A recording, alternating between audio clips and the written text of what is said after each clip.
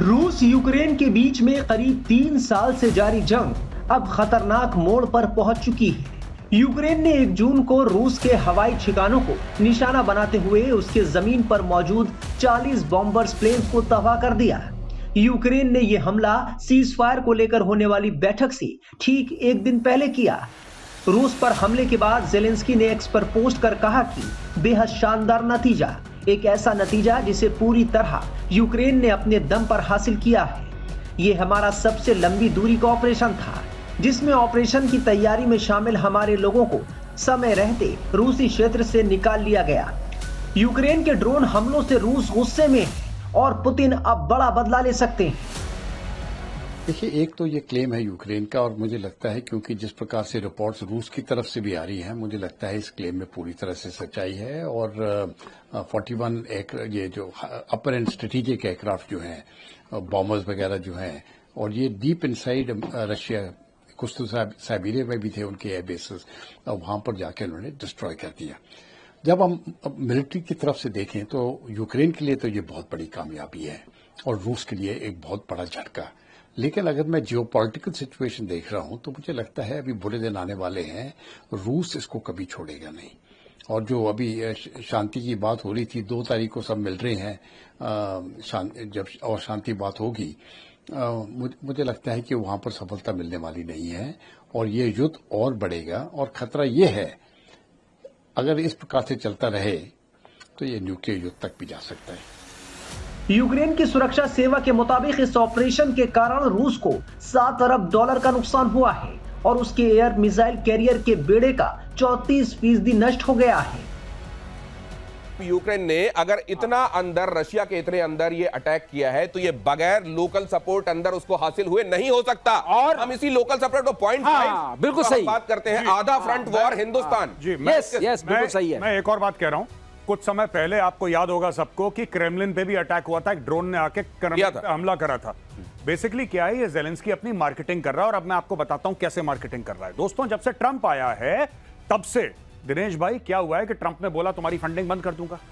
Recently जो general secretary है NATO का, नेटो के जनरल सेक्रेटरी ने बोला कि जितने भी नेटो की मेंबर कंट्रीज हैं, सब के सब अपना जो बजट है वो 5% ऑफ जीडीपी करो। आपको भी पता ही है 5% जीडीपी का हर एक नेटो देश अपना बजट बढ़ेगा। ये नेटो के जनरल सेक्रेटरी ने ऐलान कर दिया करीब 5 दिन पहले।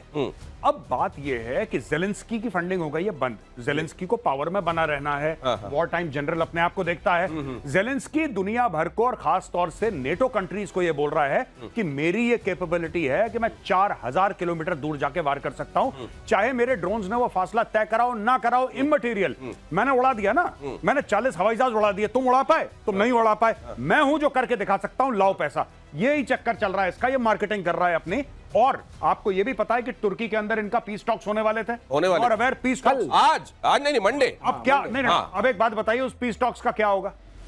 उन पीस टॉक्स का क्या होगा? यहां पे तो एक दूसरे को मिसाइल मार रहे हैं, ड्रोन मार रहे हैं, कौन सी पीस टॉक्स? तो ये जेलेंस्की ने जानबूझकर कराए समय पे, जब रशिया तैयार हो गया था कि चलो ठीक है बात कर लेते हैं। अब इसका नाम जो इन्होंने रखा है, नाम रखा है इसका स्पाइडर वेब। ट्रकों से भेज दिए ड्रोन, करीब गए, वहां से उड़ाया गया उसको, और इसको कहते हैं कि डायरेक्ट जो है first party visuals, first person visual वाली ये ड्रोन है। ये समझाइएगा सर क्या होता है? हाँ, इन्होंने वीडियो भी इसका दिया है। मतलब वो आदमी जो चला रहा होता है, जिसको बम मारना है, उसको खुद वो व्यू मिल रहा होता है, यही है ना? First person. ये सैटेलाइट कंट्रोल्ड है, सैटेलाइट कंट्रोल। तो इन्होंने क्या किया, जो मतलब वो रिमोट से नहीं और सैटेलाइट से कंट्रोल है। कहां से कंट्रोल आ रहा है? क्योंकि वहां तक तो उनकी कोई सिग्नल जा नहीं रही है। तो उन्होंने सैटेलाइट से कंट्रोल किया, उसका ऊपर से छत हटाई, उसके अंदर छोटे छोटे ड्रोन्स रखे थे, उसमें 1-1 किलो के ग्रेनेड टाइप, इस टाइप के बॉम्ब्स थे। उन्होंने जाके विंग्स को हिट किया, इंसिडेंटली थे, उसमें से आग लगी। सर मेजर गौरव आर्या, अब इसको भारत के संदर्भ में हम समझना चाहते हैं। 2 चीजें, एक तो ड्रोन का इस तरह का खतरनाक का इस्तेमाल। पड़घा महाराष्ट्र में एक जगह है जहां एक जिसको 10 साल की सजा भी पहले हो चुकी है, उसने अपने आप को सुधारा नहीं, वो इसी तरह के कामों में लगा। एनआईए जब हम अभी बात कर रहे हैं तो दबिश दे रही। उस व्यक्ति ने 12 से ज्यादा जगहों पर मुंबई में अटैक करने की योजना बनाई थी इसी तरह के ड्रोन्स के जरिए। उसको वक्त रहते हमारी एजेंसीज ने नाकाम कर दिया। हमारी एजेंसीज की इसमें वाह वाह होनी चाहिए। दूसरे, ये तब भी कोशिश की गई जब हम ऑपरेशन सिंदूर कर रहे थे। 9 तारीख की रात में, 10 तारीख, यहां तक कि 11 तारीख को भी उधर से आने वाले ड्रोन्स को वक्त रहते निष्क्रिय करने का भारत ने जो काम किया, क्या यह दिखाता है हम ज्यादा तैयार हैं? देखिए, हम तैयार हैं, पर हम लोगों की एक बहुत बड़ी प्रॉब्लम है वी आर लार्जली रिएक्टिव। जब कोई ड्रोन के बारे में करता है तब यहां पे स्टडी होती है, तब देखिए मैं आपको एक छोटी सी बात बताता हूं। ये जितने भी ड्रोन हैं आपको छोटा सा एक्सपर्ट चाहिए जिसको एक्सप्लोजिव के बारे में पता हो, which is not very rare, आपको मिल जाएंगे। आपको सिर्फ ऑनलाइन किसी भी प्लेटफॉर्म में, किसी प्लेटफॉर्म का नाम नहीं लूंगा, ऑनलाइन शॉपिंग प्लेटफॉर्म से आप ड्रोन ऑर्डर करिए, आपके घर में ड्रोन आ जाएंगे 7-8 दिन में।